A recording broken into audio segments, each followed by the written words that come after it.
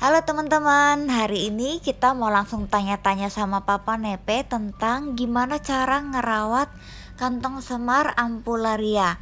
Karena banyak banget yang nanyain tentang gimana cara ngerawat ampularia. Yuk kita langsung tanya aja. Halo Papa Nepe. Hai semuanya, gimana? Pap, untuk ngerawat kantong semar ampularia untuk pemula ini termasuknya mudah atau sulit? Jadi kalau untuk ampularia itu kesulitannya medium. Kenapa? Jadi kalau gracilis dan mirabilis itu kan hanya cukup media becek dan cahaya yang kuat. Jadi nggak perlu terlalu lembab. Tapi kalau untuk ampularia kuncinya adalah kelembapan untuk ngantong. Kemudian media becek, tapi untungnya juga buat kita nggak perlu cahaya yang cukup kuat. Oh, berarti kunci utamanya itu ada di kelembapannya, dan untuk pencahayaannya dia cuman indirect sun atau di tempat teduh aja udah cukup berarti ya. Iya betul, jadi kalau nepe lain butuh cahaya kuat untuk ngantong, untuk ampularia yang penting lembab, tapi tempat teduh pun cenderung gelap masih bisa ngantong.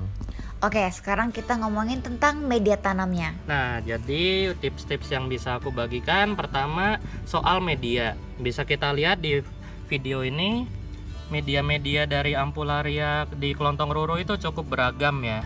Dari sini aku akan jelaskan medianya apa aja yang dipakai. Nah, yang pertama teman-teman bisa lihat di sini. Ini adalah media racikan dari kelontong roro yang paling umum kita pakai untuk ampularia dan juga kita jual di toko. Media ini terdiri dari 6 macam bahan full organik seperti kokopet, peat moss, sekam bakar, pakis dan sebagainya. Bisa kita lihat di sini walaupun teksturnya lembab tapi sangat poros ya. Dan keporosan itu bisa kita lihat bagusnya apa enggak dari mana. Kita ambil, kita genggam gini tuh, mereka tetap terburai, enggak memadat. Ini bagus untuk oksigenasi akar ampularia. Terutama salah satu kuncinya lagi selain media, kelembapan. Ampularia itu di habitat hidup di rawa. Mereka hidup menggenang di air dan sebagainya. Jadi bisa kita lihat di sini. Seperti di nepe saya yang ini. Tuh batas basahnya kelihatan ya. Ampularia di kelontong roro tuh banyak terendam sampai setengah pot, bahkan ada yang sampai full sepot. Nah, seperti kita tahu tanaman itu kalau kerendam busuk kan. Tapi kalau di Papa Nepe itu banyak kunci trik-triknya. Nanti akan kami jelaskan di video lainnya. Tapi yang paling utama sebenarnya genetik dari ampularia itu sendiri adalah tahan becek.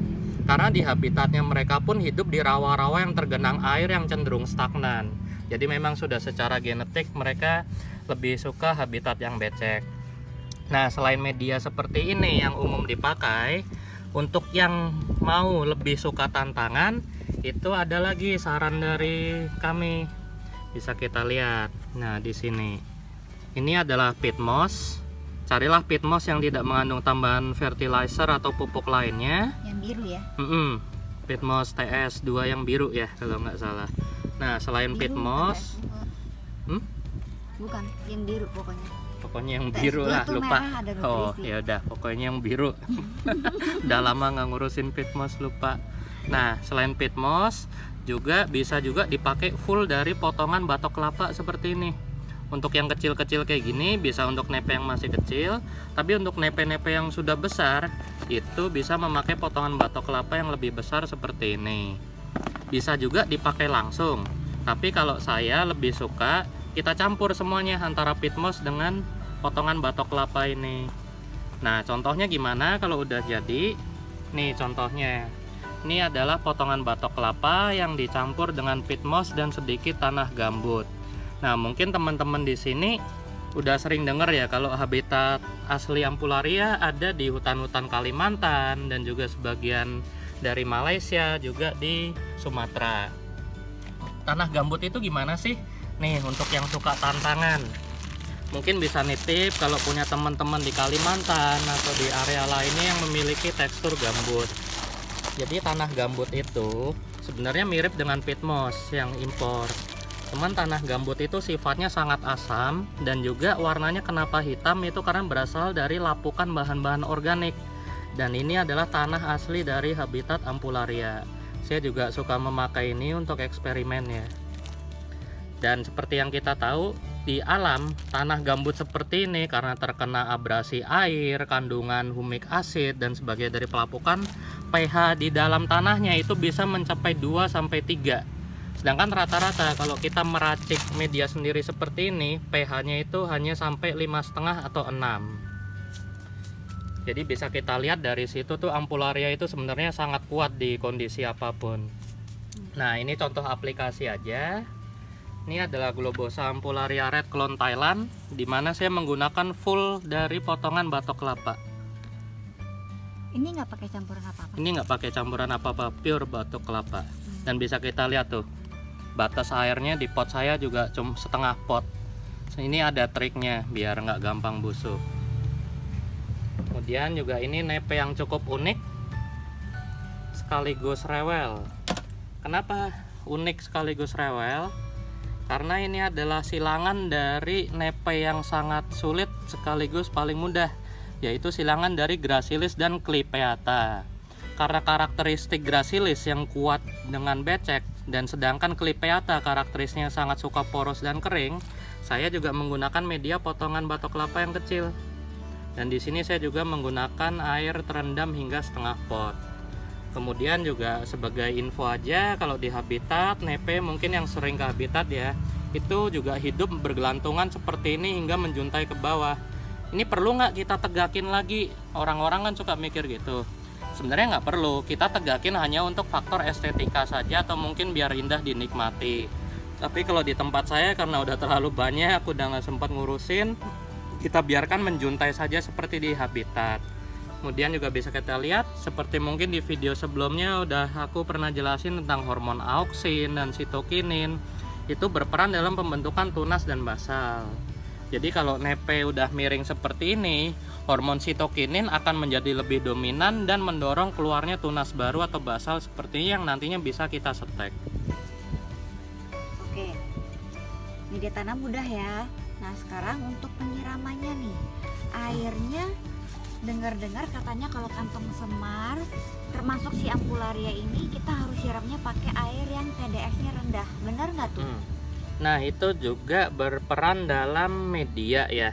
Mungkin tadi aku juga lupa bahas, bisa kita lihat selain media seperti ini, tanah gambut, potongan batok kelapa dan lainnya, juga ada yang suka menggunakan media lumut hutan hidup seperti ini.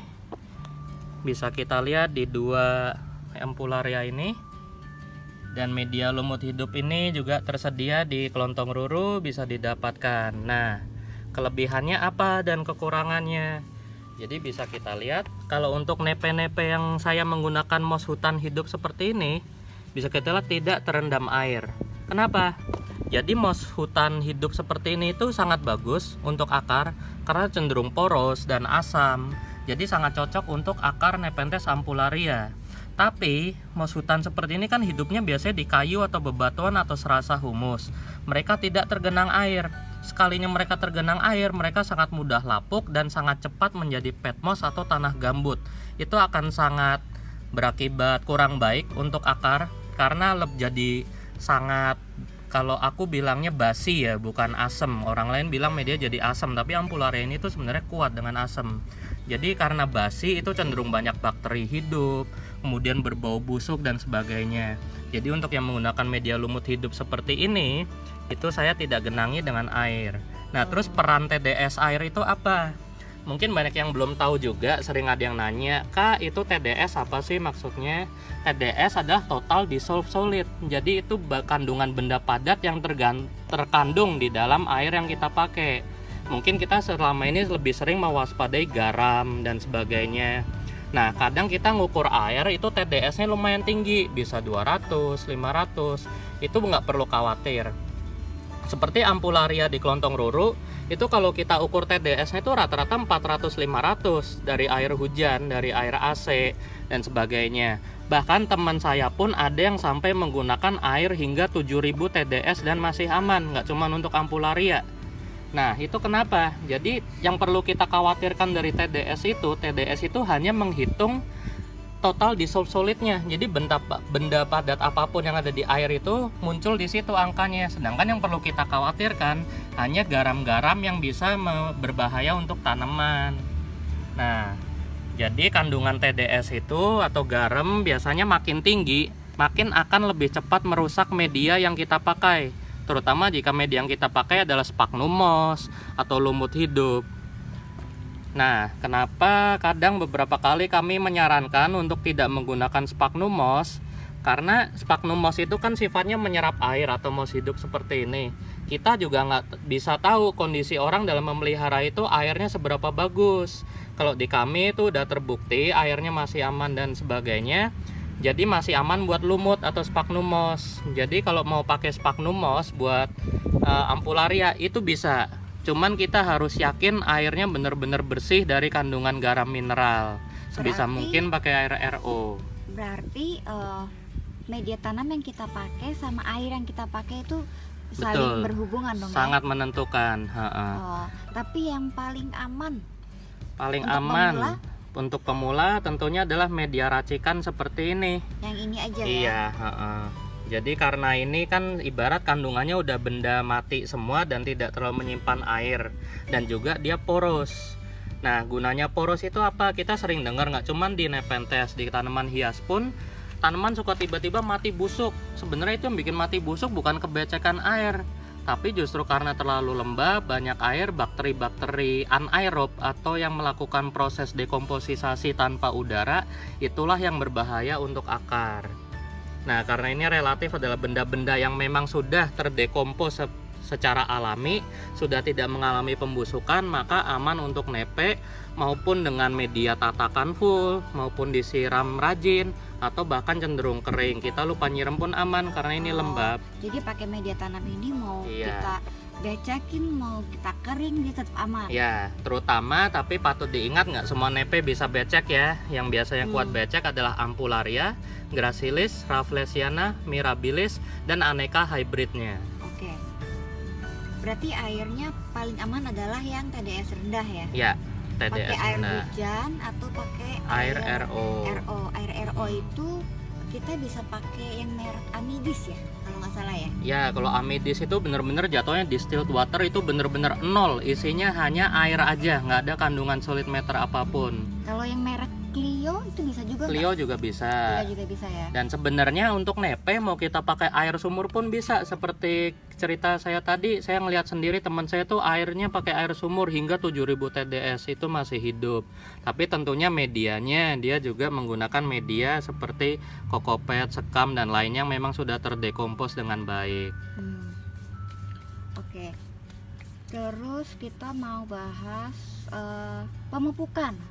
Sering juga tuh orang-orang nanyain tentang cara kasih makannya gimana. Ya. Terus harus kasih pupuknya apa yang bagus buat mereka. Ya, selama ini kan mungkin kalau buat para pemula sering merasa atau mendapat informasi pupuk itu hal yang tabu atau mengerikan ya buat kantong semar. Tapi sebenarnya itu enggak. Seperti teman-teman tahu nursery bagus itu semua pasti memupuk nepenya. Nah, terus itu juga salah satu faktor penting dalam pembentukan anakan, ukuran kantong, memberi warna, daya tahan terhadap cuaca dan penyakit. Bahkan hingga kalau kita punya nepe jantan betina berhasil kita kawinkan itu kan suka gagal. Kalau dari pengalaman kelontong ruru yang nggak pernah gagal dalam mengkawinkan Nepenthes, faktor nutrisi itu berperan penting dalam pembentukan buah dari Nepenthes. Tapi apakah untuk pemula itu oke nggak buat kasih pupuk? Karena kan dengar-dengar nih kalau kasih pupuk ke kantong semar, kalau berlebihan tuh malah jadinya mati gitu tanamannya. Ya, perlu diingat di sini. Kunci utama dari Nepenthes, kantong semar atau tanaman karnivora lainnya adalah kita harus seorganik mungkin. Jadi kita nggak boleh pakai bahan kimia. Medianya pun juga disarankan yang banyak humus-humus segala macam. Tapi seperti tren sekarang ya, kita bisa mulai pakai banyak mineral seperti akadama, kanuma, pumice, dan lainnya. Tapi di sini kita berbicara tentang Ampularia yang mungkin kita kenal sebagai detrivore. Hidupnya pun mereka sebenarnya selain makan serangga juga detrivore. Mereka memakan humus-humus atau serasa hutan yang jatuh ke dalam kantongnya. Nah, untuk cara Dengar katanya kalau Ampularia itu vegetariannya ya. Iya. Vegetariannya kantong betul. semar ya. Karena dia makan serasa yang Ya. daun-daun gitu ya. Nah, vegetarian itu istilahnya adalah detrivore. Berasal dari kata detritus. Detritus itu adalah serasah dedaunan hutan dan for adalah pemakan. Nah, terus selain itu kuncinya karena organik, jangan pernah gunakan pupuk kimia. Itu yang pasti dan yang wajib. Oke. Jadi kalau bisa pakai POC atau kita pakai Maxi dari rumput laut, atau paling aman karena tanaman hutan Ampularia itu kan berarti masih mirip dengan anggrek sifatnya. Kita bisa pakai pupuk anggrek. Nah, di sini aku akan ajarin cara-cara ngasih makannya. Nah, ini cara paling mudah ya. Kita bisa pakai pelet ikan kalau males ngeraciknya. Peletnya ini harus yang size mikro ya. Bisa mikro atau bisa yang gede, pokoknya asal masuk ke dalam kantongnya. Oh, Dan yang gede kita juga bisa. kita harus pastikan mereknya juga yang bagus. Mungkin yang mahal jadi nggak banyak kandungan bahan kimianya. Kadang kan kita kalau beli di toko ikan yang curah gitu, kita nggak tahu isinya apa. Bisa dari hasil olahan jeroan binatang sebagainya, itu banyak lemak, itu nggak bagus buat Nepenthes. Gitu. Beda-beda ya. Nah, bisa kita lihat di sini. Kita gampang kan masukinnya seperti di kantong ini. Kita langsung masukin aja. Udah gampang, ini cara paling gampang. Kemudian kalau mau lebih nekat, Ini masukinnya satu tanaman ke satu kantong aja, iya kalau Oh, aku gitu. ke semua kantong sih. semua. Ah, Tapi kasih ke satu kantong gini juga nggak apa-apa. juga nggak apa-apa. Tapi aku saranin kalau buat pemula dicoba dulu ke kantong yang paling tua aja. Kenapa? Karena kantong paling tua kan umurnya udah mau kering. Jadi kalau kita kasih makan kan cenderung kantongnya akan rusak untuk mencerna. Jadi nggak apa-apa. Sayang kan kalau kantong baru langsung kita masukin. Tapi kalau di kami karena udah pengalaman dan saya memakai logika, kalau kantong baru buka, enzim pencernaannya kan masih asli, belum kecampur air hujan, belum nguap. Itu lagi bagus-bagusnya. Jadi biasanya kalau kami justru masukin ke kantong yang paling baru. Tapi ini hanya untuk yang sudah pro atau advance ya. Saya nggak sarankan untuk mencoba, sayang kantongnya. Nah, terus cara yang paling bagus juga, kita bisa pakai pupuk Osmocote merek Dekastar. Kalau di luar negeri beredar sebagai Osmocote. Ini Saya yang berapa? saya sarankan untuk cukup pakai pupuk Osmocote Dekastar yang buah. Kandungan komposisi NPK-nya adalah 6-13-25. Jadi dia rendah N tapi tinggi dengan PK. PK itu berperan dalam perakaran dan metabolisme tanaman dan juga untuk unsur pembungaan. Efeknya apa? Kenapa sih aku pakai yang N-nya rendah? Bisa kita lihat di sini. Jadi kalau di nepe yang mendapat komposisi PK tinggi, yang kita cari dari kantong semar itu kan ukuran kantongnya. Tapi kalau daunnya panjang seperti ini dan kantongnya nggak gede, itu kan jelek. Tapi coba bagus seperti ini nih. Daunnya pendek tapi kantongnya besar, hampir menyamai daunnya. Karena N itu penting untuk pembentukan daun. Kalau dia terlalu banyak N, jadinya nanti daunnya besar dan kantongnya tetap segini. Iya. Dari pengalamanku cukup kasih yang tinggi PK aja itu kantongnya udah langsung ngejam. Daunnya pun juga biasanya ngejam. Dan caranya juga gampang, sama kayak ngasih pelet ikan. Kasihnya berapa banyak ya? Kalau kebanyakan bisa mati nggak? Karena ini saran untuk pemula, aku saranin cukup satu aja dan masukinnya ke kantong yang paling tua. Contoh seperti ini. Tinggal masukin dan pastikan karena Osmocote itu sifatnya larut air, kantongnya udah harus terisi air juga. Plung. Udah. Dan sifatnya slow release, jadi aman. Dan kalau tadi aku bilang pupuk yang non organik atau kimia itu nggak aman untuk nepe, walaupun Dekastar ini juga masih memakai bahan kimia, tapi dia relatif aman karena sifatnya slow release. Bisa kita lihat di sini saya juga ada masukin juga, masih nyangkut ya, tapi kalau kena hujan dan misting kan nutrisinya masih turun. Dan karena peran PK tadi juga berperan untuk metabolisme dan perakaran, bisa kita lihat di sini dia bisa ngeroset dengan baik. Kalau kita masukin pupuk ke dalam kantong, kantongnya pasti akan layu ya. Kalau nepenya udah bagus, jadi udah rawatan lama di tempat kita setahun, 2 tahun, itu kantongnya nggak cepet layu walaupun kita kasih makan. Dan juga saya menyarankan, ini penting banget untuk diingat, nepe kalau baru datang di tempat baru dan baru kita repot, jangan pernah dikasih makan karena bisa membahayakan resiko stres, bisa berujung kematian untuk nepenya. Jadi kita perlu adaptasiin mereka dulu di tempat barunya. Ya, Jadi nggak perlu dikasih apa-apa. Tuh, memang daya tarik tanaman karnivora tentu kita ngasih makan, tapi tolong saya sarankan ditahan dulu nafsunya. Kita kasih nepe tersebut kesempatan untuk beradaptasi dulu. Sama kan kayak kita baru pindah ke rumah baru, kita tidur di kamar baru, kita mau disodorin makanan enak apapun juga makannya nggak enak dong. Nah, terus cara yang udah cukup advance juga, seperti tadi aku bilang, kita bisa pakai pupuk anggrek. Dan pupuk anggrek yang aku pakai pun juga yang tinggi pK, sifatnya untuk pembungaan. Kemudian juga ini ajaran dari beberapa guru saya, untuk kantong semar itu bisa diberi amino, asam amino, karena sifatnya ini bagus, bisa langsung diserap oleh tanaman. Cara pemberiannya juga mudah. Untuk pupuk anggrek kita langsung tuang aja. Dosisnya juga secukupnya. Saya sarankan untuk pemula dosis terendah. Aduh, berapa banyak tuh? Nah, ini pakai filling soalnya udah pro. Itu berapa tuh kira-kira? Berapa liter air dan berapa tetes ininya, orchard fokusnya? Kalau saranku mungkin amannya 1 sendok teh penuh untuk 5 liter, enggak, kebanyakan. Untuk 10 liter air. 10 liter air? Iya, karena ini untuk pemula dicoba dulu. Takutnya mungkin sebenarnya tanamannya bagus, tapi karena kondisinya masih stres bisa mematikan. Jadi kita pakai dosis terendahnya. Kalau dari yang udah pro biasanya menyarankan cukup pakai 1/4 dosis yang dianjurkan.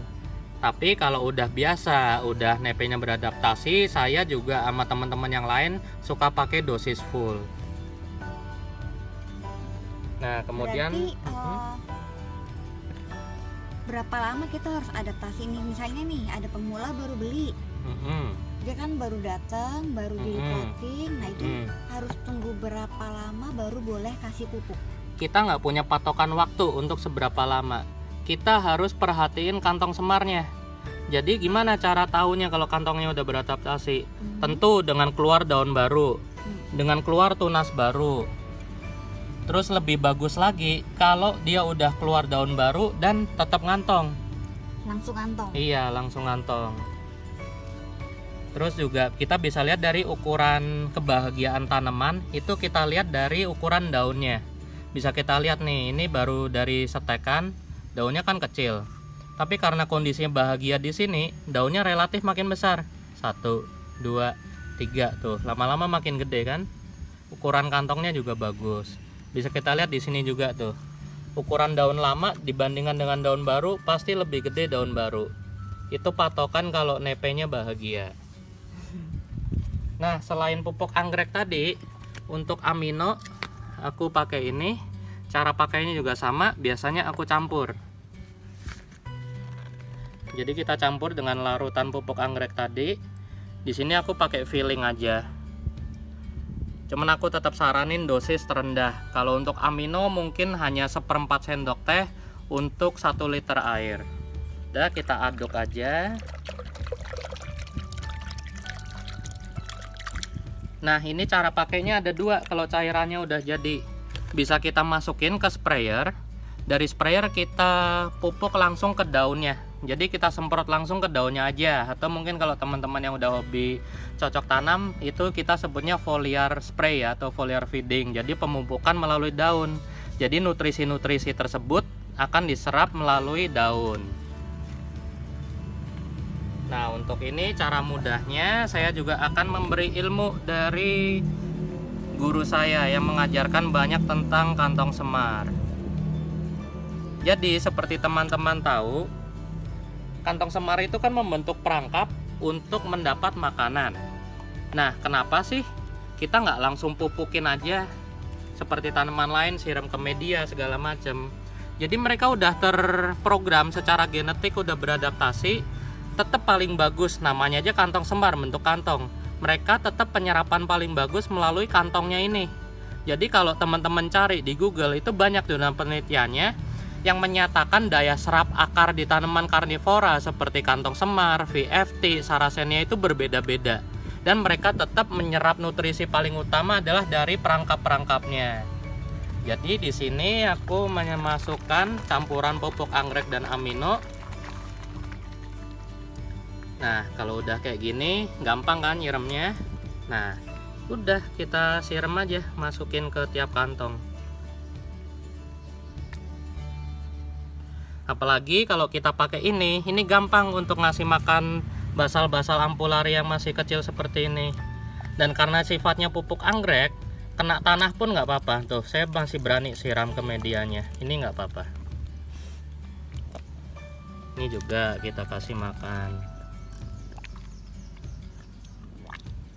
Dan saya tekankan sekali lagi, gunanya kasih makan apa? Gunanya pemupukan apa? Pertama, untuk menjaga daya tahan tanaman, karena kita menghidupi mereka di perkotaan. Itu bukan lingkungan mereka, jadi mereka butuh daya tahan lebih untuk bertahan hidup. Kedua, untuk penampilan dan kebahagiaan kita. Soalnya kalau kantongnya hidup, kemudian juga jadi gede seperti ini tuh. Daunnya kecil tapi kantongnya tetap besar dan awet. Itu didapatnya dari pemupukan. Terus kalau teman-teman yang udah berniat koleksi, tentunya pemberian pemupukan atau makanan ini berperan penting pada saat pembungaan nanti. Biasanya daya tahan bunganya lebih jauh kuat. Kemudian jumlah putik dan polennya juga lebih banyak. Kemudian pada saat kita buahi juga kemungkinan terjadinya pembuahan itu jauh lebih besar. Oke, sekian informasi yang bisa kita sharing ke kalian. Semoga informasi ini bisa berguna buat kalian semua. Terima kasih juga Papa Nepe yang sudah bagi-bagi informasi ke kita. Oke, thank you. Happy Semoga planting. bermanfaat.